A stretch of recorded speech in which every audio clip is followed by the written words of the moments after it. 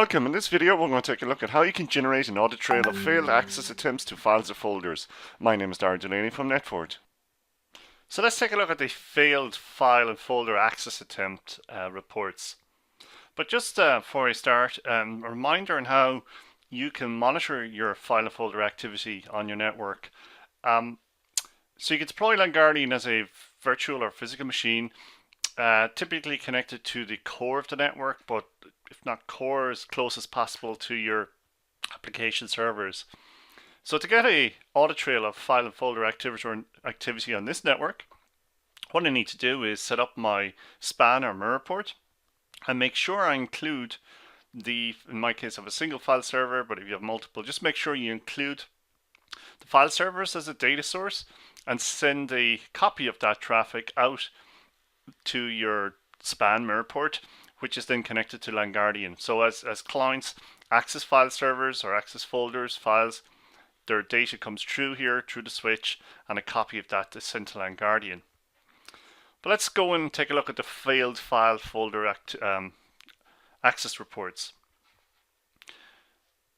If you use the search bar at the top and type in actions, you've got top file share actions. Now there's a number of reports, it really doesn't matter. I'm going to choose top file share actions. What you're looking for is a report with this action filter. So if I hit the drop down here, I now have failed create directory, network maps, failed open. In future releases you'll be able to do multiple select, but for now we can select one. So let's say we go for failed open.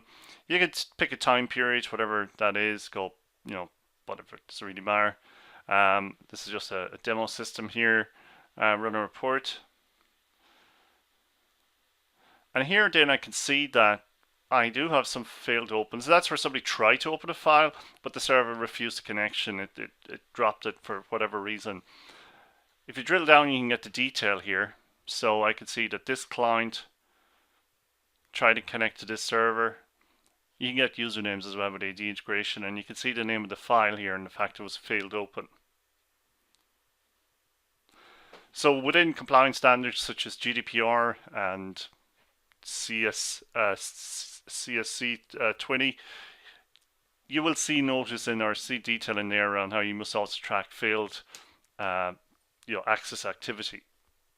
Now if you do set up a filter like this here, you can then save the report. So for example, I can go actions, save as, and call it failed access file opens. I must have saved this one already, and save that off.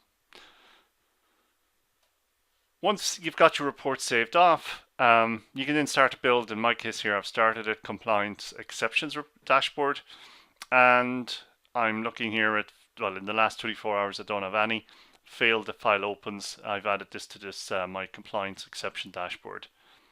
So that's where you can find that new option where you can look at what failed access attempts on your network.